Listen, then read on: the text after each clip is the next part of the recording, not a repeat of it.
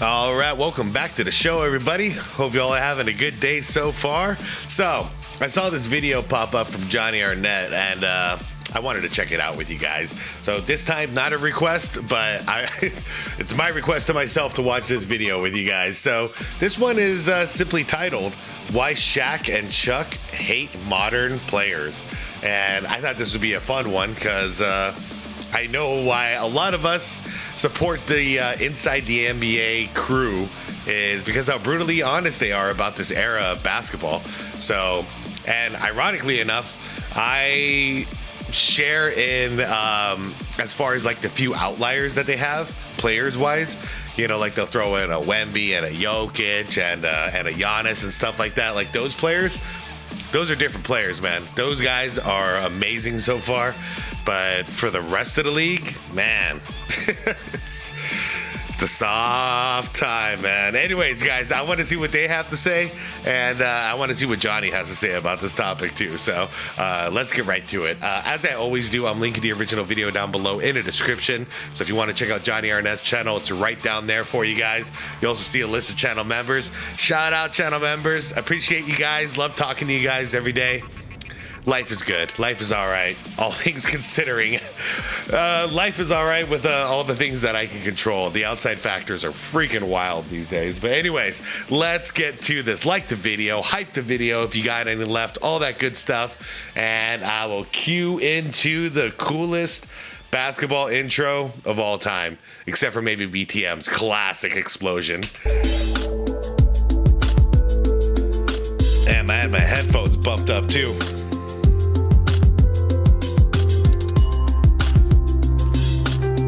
He captured the cleanest fadeaway ever right there. It seems like much of the NBA's mainstream media has become unbearable to modern basketball fans. As a man who's in his mid-30s and who's been enjoying the NBA closely for 3 decades, I have a hard time relating to the perceptions of young fans nowadays. But everywhere I look... See, this is going to be interesting. So you're in your mid-30s. I'm 42. 42 or 40... 3. I'm old enough to not remember if I'm 42 or 43. How's that? So anyways, I got like 8 years on you. So it is interesting to see because me and Johnny, we agree on a lot of stuff, but there's still going to be certain things I've seen that he hasn't seen or, you know, vice versa. Whether it's on social media or here on YouTube, I see people who have become particularly frustrated with Inside the NBA. Now this is an Emmy-winning show that has given us some of the most hilarious moments in the history of sports television. So how can so many people be turning on this program so intensely and so suddenly? Well, to understand the answer... Hey man, if it gets ratings, it's getting ratings. That's all I gotta say. To that question, you have to understand the current climate of the basketball community as a whole. Yeah, a ton of people from my generation at least, like we use the terms like we are sick of the LeBron era. We want the LeBron era to end. I'm not the only one saying it. People my age who are basketball fans, who have been basketball fans for their whole lives, they hate this era. And it's mainly because of this one guy. It's not like he goes away and all the problems are fixed. We blame, like a lot of people blame all the negative changes on him, you know, because he kind of spearheaded the new philosophy of basketball. So we're hoping when he's gone, maybe things will get back to something more competitive with different leadership, you know, a different face of the league. Anyways, ramble for no reason. In my years of watching and dissecting professional hoops, I've never witnessed a greater divide in the fandom than where we're at today. Yeah. This reminds me of when Star Wars The Last Jedi came out. It was like, you know, we were split in half. Seems as if it's old versus the new, and there's no room for any middle ground. You're either someone who hates this current era of the NBA, claiming everyone is soft and entitled, or you're someone who regularly takes a dump on past generations, proclaiming that it was all ran by plumbers and accountants. In many cases, this growing divide has stemmed bitterness and outright disgust between the two factions. As concerns of decreasing NBA viewership continue to persist, everyone is trying to blame each other for this league-wide problem. I'm curious, I haven't actually looked into it, but I know earlier this season, in the beginning of the season, the ratings were actually going up. Are they still going up? I'm not sure. Well, I kind of had I mean, it was kind of a joke, but it was kind of one of those things where I was like, huh, so LeBron's not, first season that's starting without LeBron in ages, and the ratings are actually going up. Ironic, but it's only ironic if when he came back, the ratings went down, and I'm not sure. I can't prove that. older fans and some former NBA players claim that the league today is a worse version of professional hoops. Some high-profile people, like the Lakers head coach JJ Redick, have claimed that this sort of negative rhetoric is why people are refusing to tune in. So as you can see, there is this strong belief that some of these cranky has-beens are the reason the NBA is suffering today. And I think the predominant symbol of... Well, to a guy like JJ, I'd say if you're pissed off that people are criticizing the current game, well, maybe don't criticize the origins of the game then. Don't call them plumbers and firemen. Why? Why disgrace them? If you're really doing this thing where you're trying to protect basketball, like you're claiming you are, then why are you being negative about basketball? You're just mad because people are negative about current day basketball, but it's totally fine for you to shit on the past. I don't think it works that way.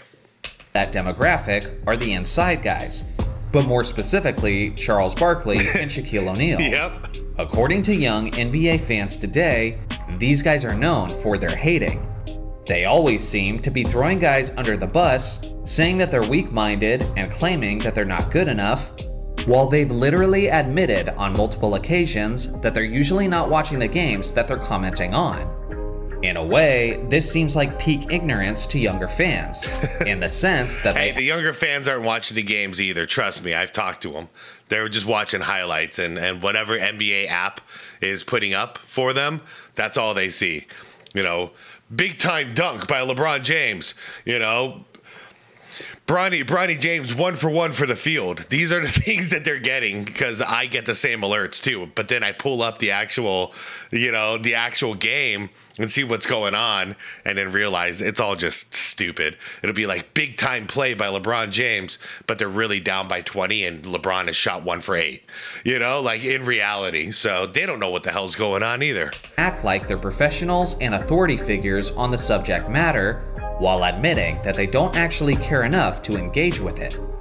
Just recently, these guys once again came to the forefront of the division when Charles Barkley made this joke about the Hornets and Wizards game on January 24th. I tell you what, you had nothing to do today. Oh my goodness. If you went to this game, you had nothing to do today. Justin. To the surprise of absolutely no one, these comments... That just happened. No wonder why it's such a big deal right now. I was going to say, why am I seeing this clip everywhere now?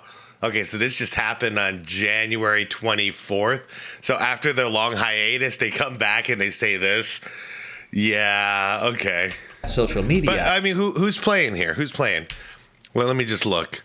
Pelican. Yeah, I mean, no one is watching this game. In an uproar.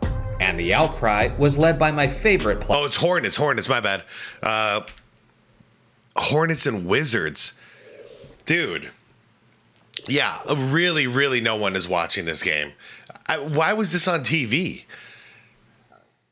Was it on? Obviously, it was on TV. It was ESPN. Okay, so this was on mainstream. Why would they put a game like this on mainstream and give it to the inside crew? I don't know, man. That's not a game that we should be like promoting at all. Comments had social media in an uproar. And the outcry was led by my favorite player due to his strong mental fortitude, Kevin Durant.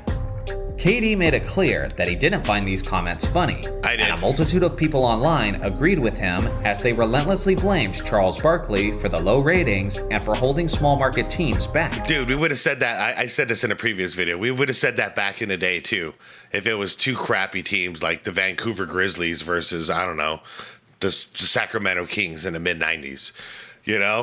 Like if that game was on mainstream and we tune on NBC to watch like the game and we see these two teams go at it, we're like, oh crap, man, we'll go outside and play. And it's not even a joke. I'm wondering why they would put up such a crummy matchup on mainstream. This is where my perspective comes in if you care enough to listen. Okay. This is who Charles Barkley is, and this is who he always has been. Chuck roasting two bottom-feeding teams is a thing that he's been doing since the early 2000s. Even when he was a player, Charles Barkley stood out for the fact that he always said his intrusive thoughts out loud. Back then, he made commercials with his main selling point being the fact that he was not a role model. Let's be real. If social media was around in 1992, people would be claiming that Charles Barkley was the reason that Angola basketball never took off. Oh, yeah. I don't know anything about Angola, but Angola's in trouble. So, dude, cancel culture would have been coming after him like crazy if, back in the day, if he had social media. I think to this day, he got on Twitter for a little while, X, whatever. I'm not sure he ever used it, but he's not a social media guy, thankfully. Because the cyber weebs will just come after him like crazy on a platform like that. For me, it seems silly to claim that Charles Barkley has anything to do with the NBA's decline, when this has always been his appeal. Okay, hot take maybe, and then I'll shut up and let Johnny talk here. I'll speak from my own experience. The Inside the NBA on TNT thing, the team, the system, the schedule, whatever you want to say, that kept me engaged in basketball at a time where I would have completely disengaged. Like I was at a point with basketball a few years back before I started this channel. Actually, when I started this channel, where I was so fed up with current basketball that I didn't want to watch anymore. And I wasn't watching anymore. But you know when I did tune in? When Inside the NBA was on. So even in games where I wasn't interested, I would find myself watching TNT and just like hoping it was almost halftime or almost after the game so I could watch these guys. But guess what that did? That kept me into basketball and NBA ecosystem as they're breaking down different games that happened that day. I'm now being informed. I'm now part of the system again. So people can say that the ratings went down, but for me, my experience, they were only getting my rating because of this team. Remember, this is the same guy who once had a fallout with one of his best friends, Michael Jordan, because he was so brutally honest about MJ being an incompetent GM. Yeah, he did. So again, this is who Chuck is, this is who he always has been, and this is likely who he always will be. Absolutely. So to act like this is something new, and that is somehow hurting our current league, is just silly if you ask me. He's been like this since the late 80s, like you said, Johnny. Now admittedly, Shaq on the other hand feels a bit more mean-spirited. He's famous for beating a JaVale McGee joke into the ground. Yeah, Shaq does a different thing. Chuck is making jokes. Shaq goes at people one-on-one. Like he is, I honestly, like Shaq, I think he's coming from a place of some kind of insecurity, which is weird. But he really has some beefs. Chuck doesn't really have beefs. To the point that the joke got stale over time.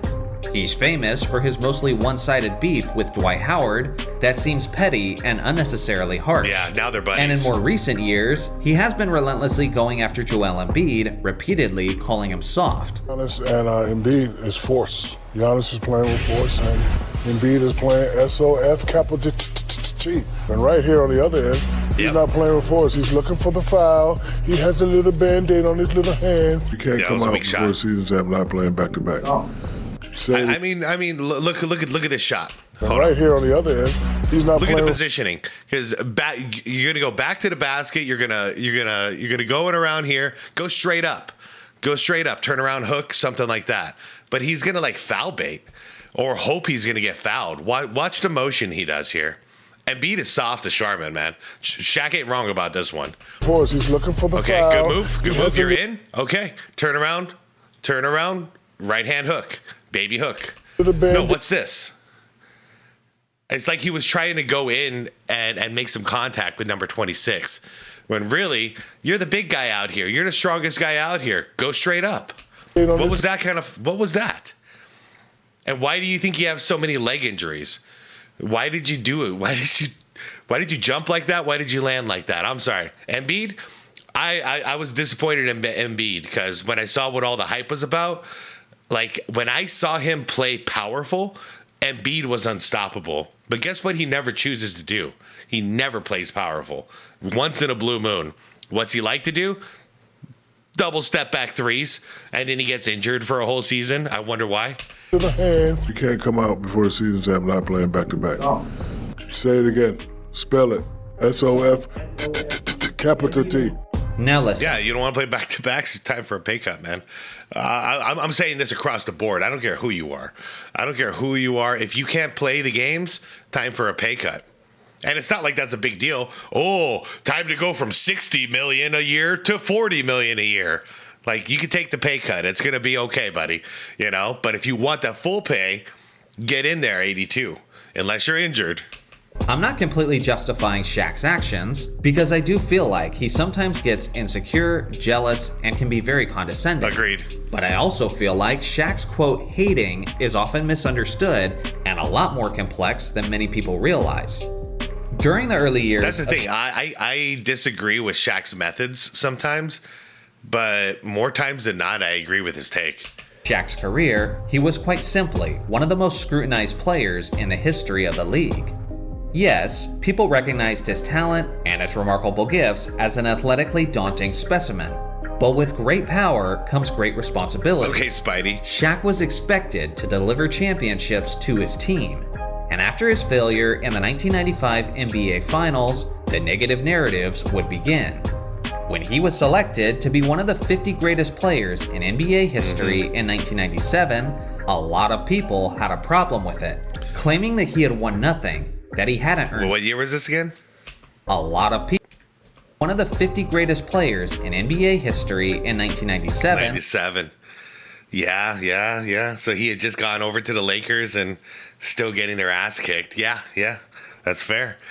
50 greatest of all time. He had only played about 5 or 6 years. I understand why people were pissed off about that. I really do. In hindsight, yeah, he earned a spot, but they probably should have waited for the NBA 75 for that. A lot of people had a problem with it, claiming that he had won nothing, that he hadn't earned his place, and that he didn't know how to be a leader. Unable to be here from the Los Angeles Lakers, number 34, Shaquille O'Neal. These narratives would grow stronger. I mean, we were all really pissed off at Shaq when he went to the Lakers. I'm not gonna lie. I went from being one of Shaq's biggest fans to actually hating him for a little while. Like, I understand now. I'm older. I get the money involved and all that stuff. I get why he did what he did. But as a young man, you know, I was a teenager when this happened for me in my reality. Man, I liked the Orlando Magic so much. I liked him and Penny so much. I watched Blue Chips, the movie, religiously. So him abandoning Penny the way he did, I was so mad. And to go to the Lakers. Of all teams, he had to go to the Lakers. Damn, man.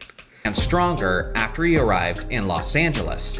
Thanks to the talent on the roster, the Lakers had championship expectations as soon as he showed up. Boom. But after being gentlemen swept by the Utah Jazz in '97, and swept by the Jazz again in 1998, and then swept by the San Antonio Spurs in 1999, the narrative was firmly established that Shaq was fool's gold.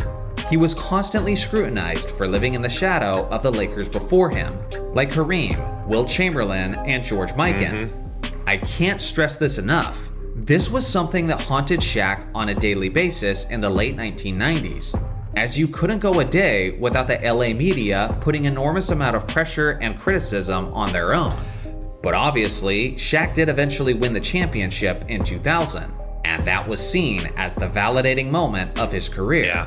Suddenly, all of those condemnations disappeared overnight. I mean, at this point, looking back, is it safe to say that Shaq is the second greatest Laker center of all time, behind Kareem, and then Wilt comes third? I think that's fair. That's what I'm going with, at least. Shaq viewed this development as a crucial aspect of him evolving into a better man, the leader, and the legend that he was always meant to be. In a way, he viewed it as his own hero's journey. Sure, he might have hated the criticisms at the time he was in it, but now he views those criticisms retroactively as a necessary evil that inspired him to become greater. For sure. I genuinely believe that most of the time, this is why Shaq is so brutally critical of other players, but especially of other big men.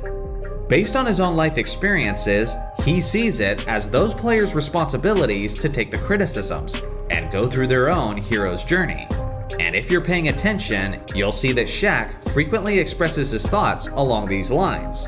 I'm gonna give it to him like Kareem. I mean, everybody who achieved greatness went through this type of scrutiny. Every single buddy, from Magic to maybe not Bird. Bird was the great white hope out there, but I'm sure he's got some stories too. No, he does. I mean, you know, Magic beat him in the NCAA championship, so he had to deal with, oh, he's good, but he's no Magic. Michael Jordan dealt with a lot. Kobe Bryant dealt with a lot. Like, all these greats dealt with so much negative crap said about them when they weren't winning. And the great ones overcame. They used that as fuel to the fire and motivation, and they overcame it. And then they got the last laugh. You know, even Shaq. Shaq's got the last laugh. 4-time champion. Shoot. Gave it to me. He should take it as disrespectful. I was averaging big numbers with LA. And, you know, but we kept getting swept in the playoffs. Like, okay, Shaq, you're doing that in the regular season. What about in the playoffs? And this article really broke my heart. They asked Kareem, what do you think about Shaq? And Kareem says, well, he hasn't won any championships yet. Yeah. So that's my message to Mr. Embiid. Like, we know what you can do, but can you do it when it comes time where it really needs to be done? Can you do it at the big dance? Instead of always worrying about being criticized, see if there's some truth in that criticism. Absolutely. It's the same thing I say about James Harden on this channel all the time. I don't want to hear about the regular season. Same thing with Shaq back then. I don't want to hear what kind of numbers you're putting up in a regular season. If all you're going to do when the playoffs come around is get your ass spanked, you know, get swept, get embarrassed, have an upset, like whatever the case may be, until you can prove it in the playoffs on the biggest stage, you're just an average player to me. Even though you've won an MVP and all that stuff, you haven't done it when it matters. So I see you as a stat patter until you can overcome and win a championship. That's just how it's going to be. Sorry if that's harsh for this generation. So be it. It's honesty, and I think the world can use a little more honesty, especially these days. Or are the inside guys being too harsh?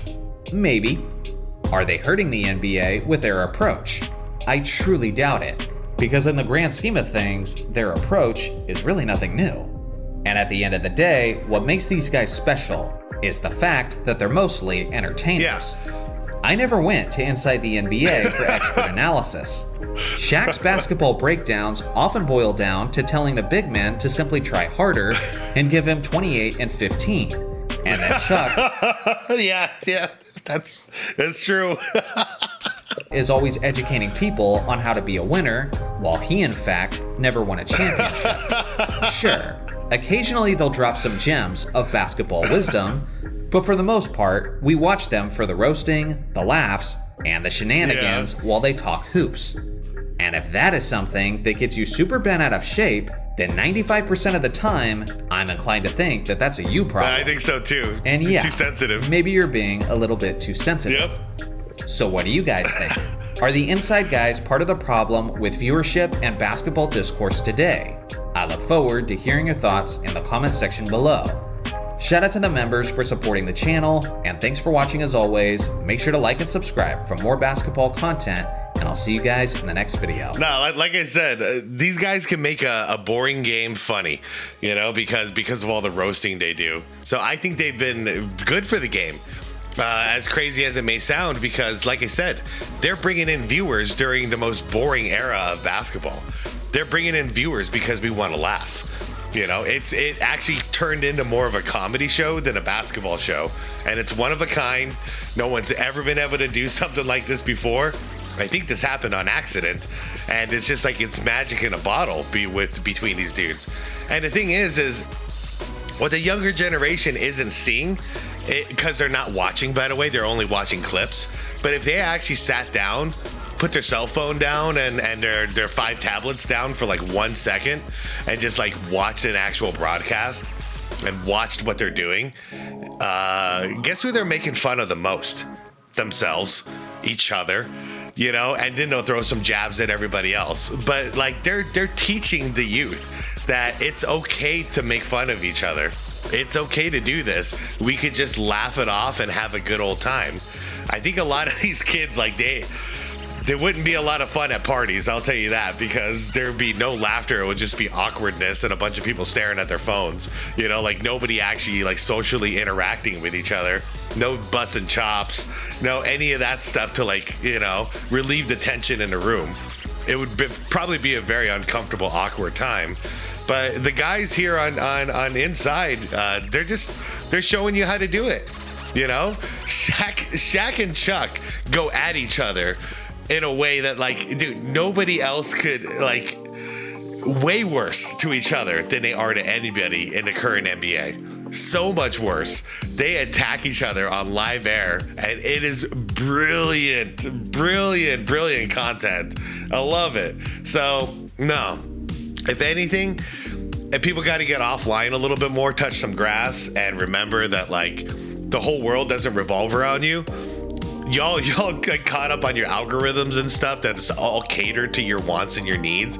But you got to get out once in a while and talk to some humans in the real world, because every human has their own algorithm for them, you know? So like everyone thinks they're the center of the world and the world's revolving around them. But it's just not the case, you guys. You know, you got to get out there, talk to some real humans, and, like, you know, bust some chops a little bit. It's okay. You're not perfect. I'm not perfect. No one's perfect. So busting some chops and getting a good laugh, man, it's the oldest practice in the world. That's how you know who your homies are. Because I'll tell you, if you got a homie, or you think you got a homie, and he can't take just a little jab, something's wrong. You know, something's wrong. This guy's gonna crack. He's gonna pop someday. Like, and you don't want to be around him when he does it. People that are that sensitive, yeah, we used to call them psycho. You know, because it's like, damn, man, you can't even take a joke. You might kill me in my sleep. Anyways, I'm out of here, you guys. That's my take on it. I love the TNT crew, the Inside crew. I hate that they're on ESPN now because Disney owns them, but it is what it is. I hope they survive for a long time, because they're like the last hope for basketball. They're the last mainstream media that's actually telling the truth about it, and they have to be careful too. But boy, dude, man, they're telling the truth way more than everybody else, I'll tell you that. So anyways, like the vid on the way out. Go check out Johnny's channel. Link is down below. Subscribe to the channel if you want more content like this, and most importantly, it's the be water, my friends. Peace out.